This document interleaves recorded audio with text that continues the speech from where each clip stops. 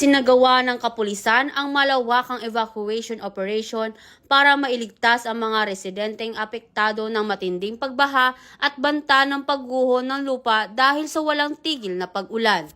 Buong pwersa ang Batangas Police Provincial Office sa pamumuno ni Police Colonel Giovanni Emerick A. Cibalo, Acting Provincial Director, katuwang ang mga lokal na opisyal at iba pang ahensya ng pamahalaan upang maisagawa ang preemptive evacuation.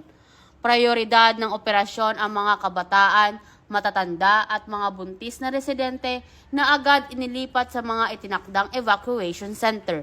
Sa naturang mga pasilidad, nakahanda na ang mga pagkain, inumin, kumot at iba pang pangunahing pangangailangan ng mga evacuees.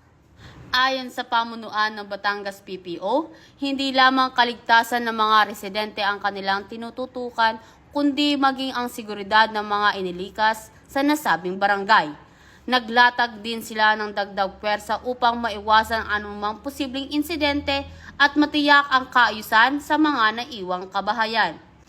Sa kabila ng unos, ipinakita ng kapulisan at ng lokal na pamahalaan ang malasakit at bayanihan para sa kapakanan ng mga Batanggenyo. Patuloy naman ang kanilang panawagan sa publiko na makipagtulungan at sumunod sa mga abiso upang masiguro ang kaligtasan ng lahat.